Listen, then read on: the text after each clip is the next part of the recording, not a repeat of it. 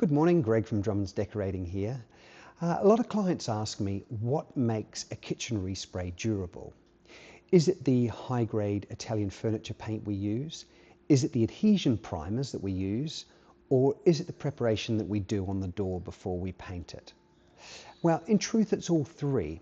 In this video, I just wanted to talk a little bit about the first step in the process, which is what we do to prepare the door before we paint it.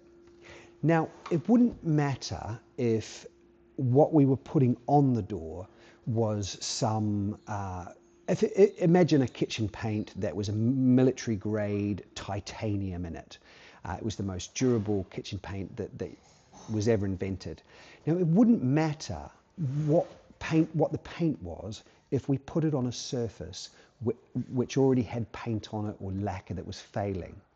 So the first thing we need to do before we even start thinking about paint is to get back to a surface that's really solid.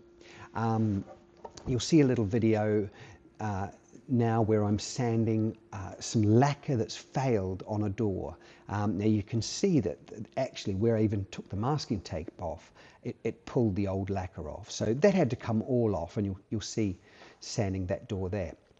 Now, what we do, the first thing we do is we degrease the door. So any kitchen grease that's on the surface of the door, we need to remove that and get it back to a really clean surface before we start sanding.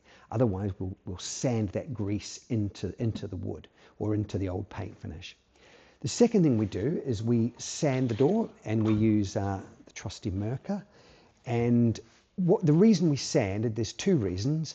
We need to take off any old lacquer or old paint which is not really strong. We don't always have to go back to bare wood, but we need to go back to something that's very, very strong, that's not going to lift off. The second reason is that we create these sort of micro abrasions in the surface.